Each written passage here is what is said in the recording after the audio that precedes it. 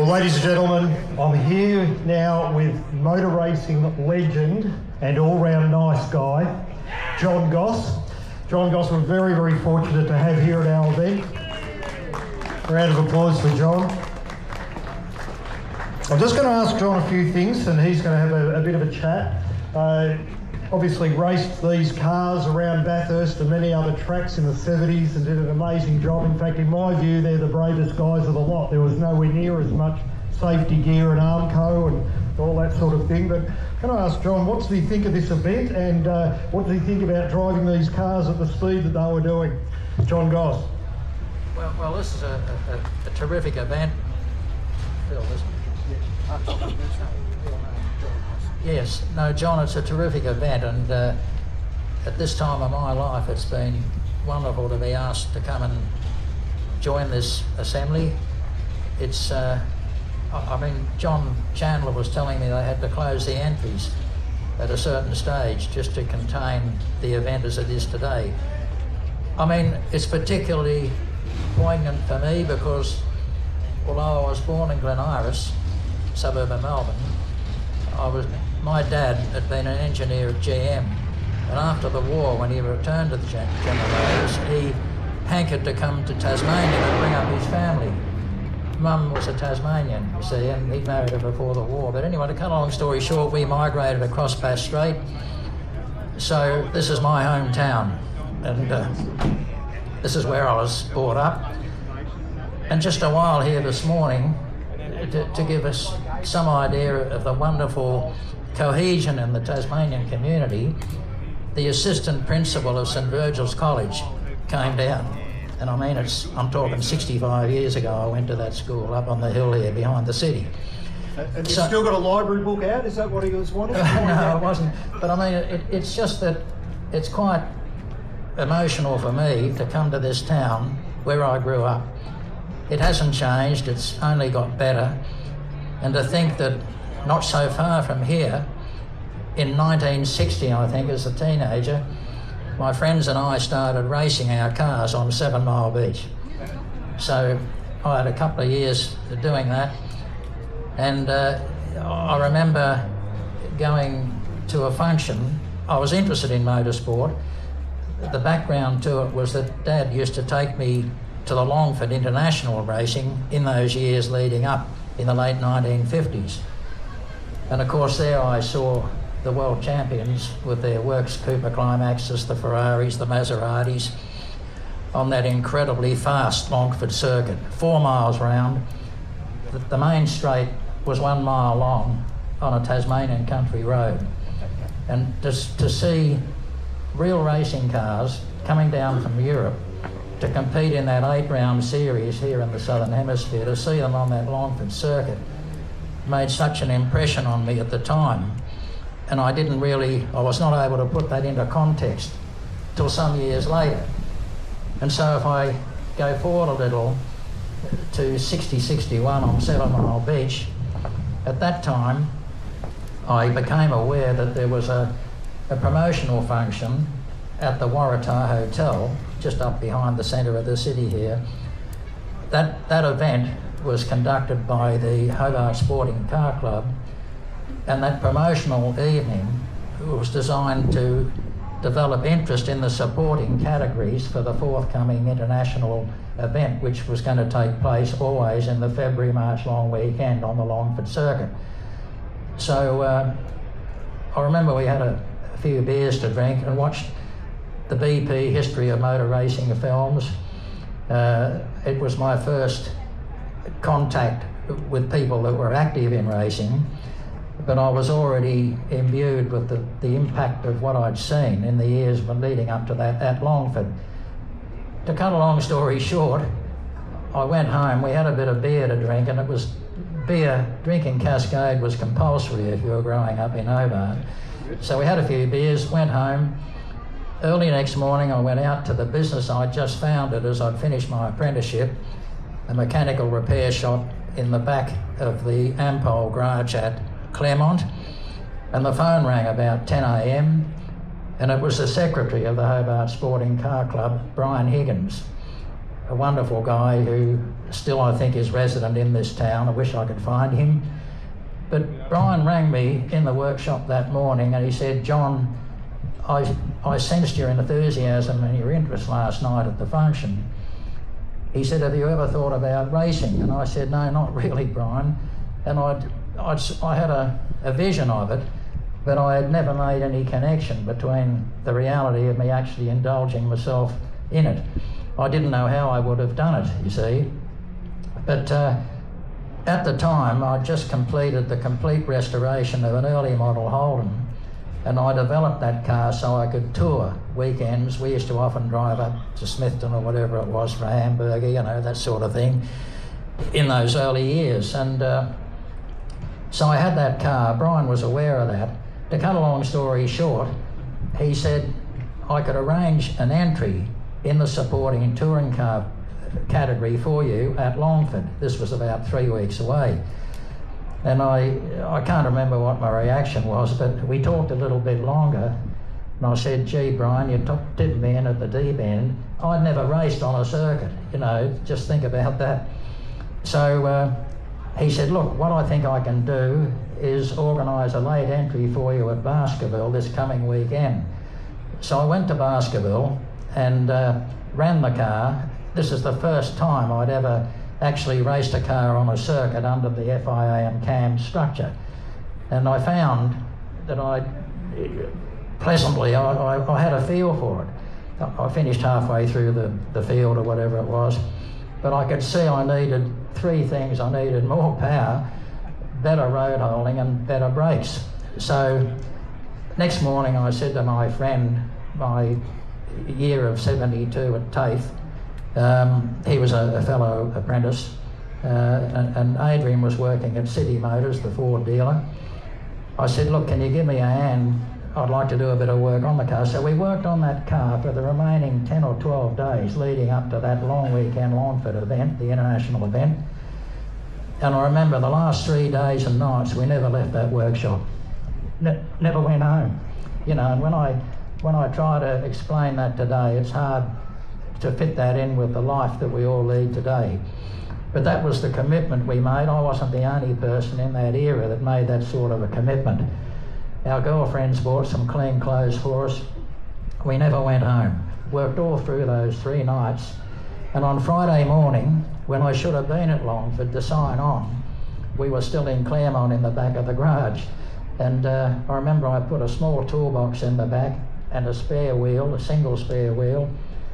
And at that time, as I was getting ready to depart for the 120-mile drive up to Longford, the field representative for Ampol Company came into the workshop and gave me a can of oil. And that was the first sponsorship I ever had in racing. His name was Rex Lewis. I can still remember that. We drove up. It was a hot day, and there were gale force winds from the north. We struggled in the little car to get there as quickly as we could. My friend slept most of the way with his head on my lap. There we were, a 2-man brigade, going up to Longford into a field of endeavour that I'd seen it from the outside, but now I was going to be part of it. So we arrived about 3 o'clock on Friday afternoon. And I wondered, as I peeled off the highway to go out through the arterial roads into the town of Cressy, I wondered how we were going to get into the clerk's office to sign in, because that was all on the infield. So we got closer to the circuit, and I was surprised to see there was no activity at all. And this was the first day of practice for the international categories. All the works teams from all over Europe were there. I drove up to where there was a crossing over the pit straight, and I was able to go straight across the circuit. The circuit was laying idle on that very important lead-up practice day. As I drove into the pits, I looked up and saw the American flag flying at half-mast. I didn't think much about that. We went to the touring car line, fell out on the freshly mown grass in McKinnon's family paddock, and I said to Adrian, this is not right, we're exhausted. And then the public address came to life, and it was the clerk of the course. He said, "Ladies and gentlemen, I regret to announce that the American competitor, Timmy Mayer, has just died." So I arrived at my first race, and as I got there, that wonderful young American guy, young brother to Timmy Mayer, who became a key manager for decades with McLaren, he lost his life. So I thought about that. We stayed there. In the morning, the organisers gave us a supplementary practice session for all the stragglers that were a bit late in the interest of getting local competitors into the supporting categories, and that was at 7:30. Just before us at 7 a.m. was a practice for the unlimited monoposto and sidecar bikes, including 2 or 3 world champions. That practice got underway, it paused, and then we learnt, as I went onto the circuit at 7:30 with a few other tourers, we learnt that, I think it was Tim Phillips, the international champion, on his unlimited MV Augusta, had crashed in the viaduct and was killed. So in my first overnight venture to go into a venue and race, there were 2 fatalities. Can I ask you a question? Yeah. I'll ask you a question. You won Bathurst in what I guess I consider to be the prettiest of the Yeah, but hang on, I just want to finish this story. I promise it won't take long. It's just, I live with these experiences, and now and again I get moved to share them. I said to Adrian, "There's something awfully wrong here. Should we go ahead?" They let us onto the circuit in my car. I did 1.5 laps and then lost control under the water tower, went out of control, took some fencing out, and as we rolled to a stop in the long grass, I saw the floor panel had come back a little bit. So when we got back to the pits, I said to Adrian, "Look, we could just got to abandon it. It's not practical." So we stayed there for the rest of, that was the Saturday practice for the Longford event. And at the end of the day, we bought a couple of big bottles of Cascade beer and we drove back home to Hobart during the night. In the morning, I came out Sunday morning and I looked out on the grass in front of the house, and there was the car with a little bit of superficial damage. And my mother came out and she said, "John, good morning, what are you doing home?" And my mother encouraged me to go back to Longford. Well done. That was a changing point in my life. I got on the phone to Tuffy, I said, "Get over here, mate, we're going back." So we did a bit of repair work on the car, drove back up north again, and on the Monday morning, the second day of the event, there was always a lay day on Sunday, at which time the Yule family entertained the visiting teams in their wonderful property at Symonds Plains on the North Esk River. So we went back on Monday, and the only event that I could compete in was the Peters Canners International Touring Car Handicap. There were people like Sir Gawain Bailey in the 7-litre Galaxy, Lex Davison was driving a Galaxy, Bob Jane and the Works Jaguars, all that sort of stuff. But I was the scratch man in the handicap race, and I drove on into it, 12 laps in an early model Holden. Even though it was modified, it was a long way, and halfway through the race I thought that I couldn't see any cars. I didn't come up behind anybody and nobody passed me. And I sort of went off the boil a bit. I thought I've just got to get to the end of the race. And then people later in the race, 12 laps, that's was 48 odd miles. In the end of the race, people started waving me on, and it dawned on me I was probably leading the bloody race. So this is where a bit of luck probably kicked in. I rallied myself again, and on the last lap down the Flying Mile, that long, narrow strip of country road between the gum trees, I saw in the mirror the Ford Works Lotus Cortina coming up behind me with a closing speed of about 100 mile an hour, you know, and the car was partially airborne. So we rushed down into Mountford Corner, pulled the Holden back to first gear and accelerated up out of the corner, just 100 metres to the start-finish line, and Jeff Russell blasted past me and got there just first. So in that first event, I was second, of course, obviously. He had won the race. I went back to the back of the pits again and we started thinking about going home. And there was an announcement, would John Goss come down to the, whatever it was. I went down and I was informed that although Jeff Russell, the works driver, had won the event, I'd actually won the over 1600 class. So I remember we were both presented with beautiful laurel wreaths, and my laurel wreath touched the ground, you know.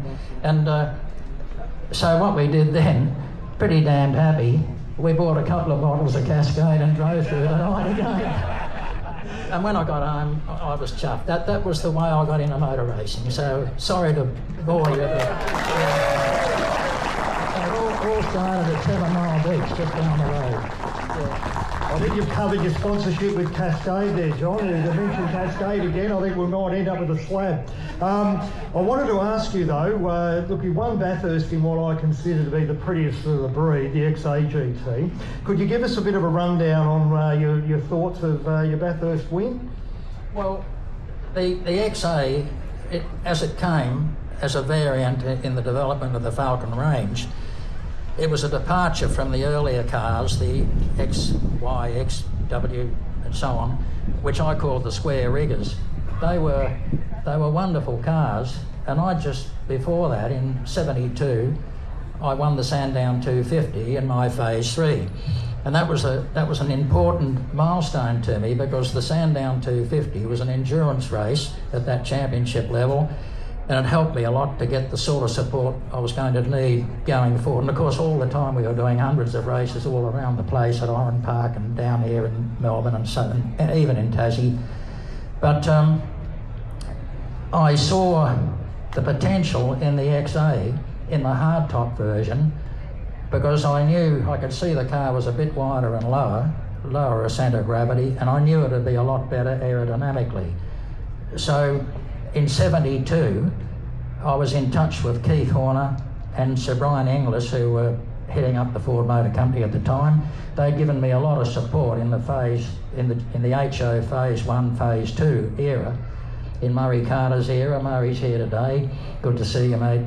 But I knew that the XA would be the way forward. But the Ford Motor Company decided not to move to the XA hardtop at that time, and in the calendar year 73, they actually ran Alan Moffat in the Drivers' Championship in his XY GTHO, but with new modifications in the elevated rule.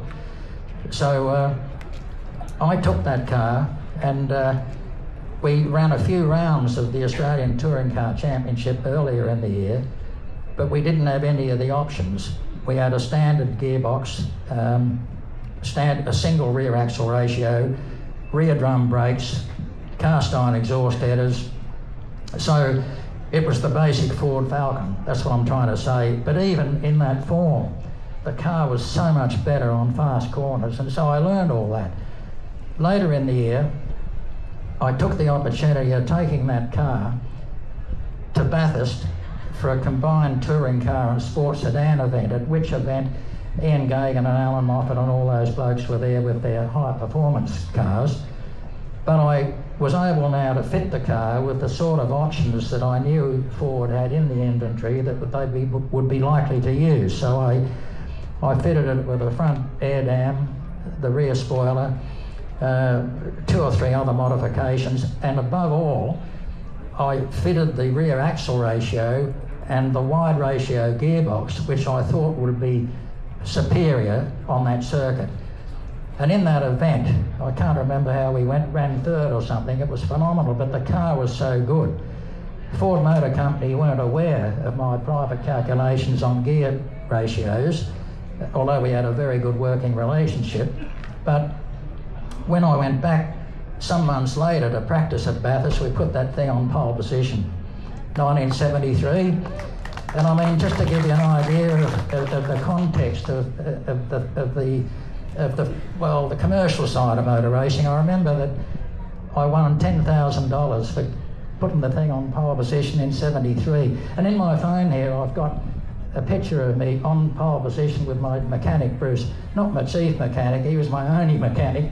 But Bruce and I, on the grid, minutes before the start of the 73 Bathurst 500 miles it was. And I'm pictured there talking, chatting to Bruce, grinning, leaning on the front mudguard with Goss and Bartlett handwritten on the side of the car, and I'm chewing on an apple. I was completely relaxed, you know. And now and again I look at that photo and wish I could get that so relaxed again. But I went into that race and we dominated the race. That's what I'm leading up to saying. In that single privately entered Ford, I drew away from both the Ford Works team and Harry's GM team. They were running the L34s for the first time. GM had engine trouble with both of their cars, and I dominated the race all day. We had up to half a lap of lead. It was just amazing. And then towards the end of the race, I ran into a field of debris coming up out of the cutting, damaged a couple of ancillary hydraulic fittings under the front of the engine and had to retire. But I was never sad to retire, because I knew that the fact that I'd put that thing on pole the day before, it was an indication to the rest of the field that we had some capacity. And so a year later, I got involved with the 5000s there, but a year later, my great friend, and Kevin Bartlett, of course, had driven with me in 73. In 74, I thought, gee, it'd be good to have him back again. But Kevin had been racing in the Tasman series in New Zealand, had a shocking accident in his Lola 330 and badly damaged his lower limbs. And by about April, May, when I had to think about finding a partner for the 74 1000, I went to see Kevin in the Royal North Shore Hospital. And he was lying back in traction with his big pulleys up over the roof. He was in good spirits, but he still had a long way to go. I always reckoned that he could drive the thing with no legs. I mean, he had such a mind for it, and we got on well. So his wife Rana was there with the two little boys, and the bell rang at 9 o'clock, and I motioned to leave, and I said, start to say goodnight, and Kevin said, no, wait a minute, John. Rana left, said goodnight. She went out, we pulled the curtain back, and Kevin pulled me over to his bed. He said, look, mate, I'd love to have a go at it. He said, this is to drive with me at Bathurst. But he said, the surgeons have told me I'll never be able to lift my left foot up, which is the case to this day. So I said, look, I'll make a support for your left foot, which we did. And Kevin came out. It wasn't till some 2 months after that that he was able to even get about on 2 walking sticks. I remember taking the car out to Oran Park about 3 weeks before the Bathurst 1000. KB came out with 2 walking sticks. We hopped him into the car and he got into that thing on the long circuit at Oran Park, and you wouldn't have known he had anything wrong with him, you know. But we went on to win that 74 race, and it was an epic race because the weather set in. I opened it, Kevin did the second stint, about 40 laps. I did 2 stints. During those 2 stints, the weather really set in. Aquaplaned off the top of the mountain on slicks and broke the right-hand front wheel, managed to drive the car all the way down the straight with the damaged wheel on the soft verge, got it back to the pits. Ford and Moffat and the joint mechanics, they all swarmed over my car. We put 4 new Goodyear wets on it, and KB jumped in that thing and drove it without a single mistake the last 25 laps, and we won our race. The race went for 7 hours and 40 minutes, and we finished with the park lamps on because of the disturbance of the weather. So it was epic. But the car, in the meantime, just to answer your question, the hardtop Falcon was suitable for Bathurst. It was very fast. Those cars with a 325 rear axle, at about say 7,000 RPM, 160 miles an hour, 163 miles an hour typically down the Conrod Straight. So there was a fair bit of speed involved, you know, that's what I'm trying to say. Later on, the Jaguar was a different kettle of fish. It had a more dynamic engine, and it was a different type of chassis with International Group A. But some memories anyway. Another quick question. Yeah. Another quick question. You've driven pretty well you will have driven every circuit, I'd say, in the country. I guess what's your favourite circuit, and what are your memories of that circuit? Bathurst is an evocative circuit. Anyone would say that. It's a true road circuit. And if ever I had a slight advantage as I arrived on the mainland to pursue my dream of going to Europe to get to F1, the advantage was the very first race I ever did was at Longford, which was also a very fast circuit. So high speed was something I was comfortable with, and I found a lot of that at Bathurst. And so Bathurst is a very important place in my mind. But then later in the mid-1970s, I did some testing in the USA and Europe, and I ran twice at Le Mans, driving the Works 934 Porsche. And that was a variant of the 911 in International Group 4. The Group 4 Porsche, I remember I was running down the Mulsanne Straight at about 210 miles an hour, you know, and in the night time, the same speed of course, but the Group 5 cars would inch past through the night, and I'd glance across and you'd see in the glow of the dashboard lights, you'd see a name like Andretti or Holm or whoever it happened to be driving that Works Porsche or whatever it was. But I'm meandering a bit, but I'm brimming with wonderful memories. And to go up past the pits in that wonderful event, 8.5 miles round that circuit, and I qualified that 934 Porsche, I qualified it second in the field. Tim Shanken was a few tenths quicker in qualifying in the George Luce Works Porsche.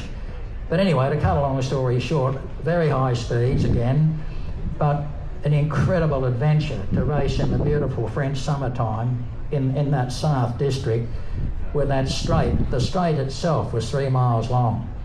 And I remember my time was, I think, 4 minutes and 10 seconds. It was an average of 120 miles an hour. That was the average speed. So great memory. So when you ask me what my favourite circuit is, testing at Daytona in a Grand National, what they call it, stock car anyway, back in those eras, that was an evocative circuit. The banking on Daytona, if you tried to walk up, it was so steep you couldn't walk up it. And you don't see that when you see it on television, you know. So some memories, but Bathurst, it's got to be a place. And Longford, always engraved in my mind. 5 years I did at Longford, always on that same weekend, culminating in the last ever Longford in 2008, that's right. I beg pardon, where am I? I've got to think of, but anyway, it finished, the last event at Longford finished because of the concern of the safety of the circuit.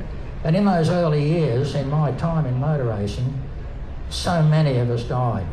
Not only internationally, but all locally. Here, even in Tasmania, I saw guys in burning wrecks.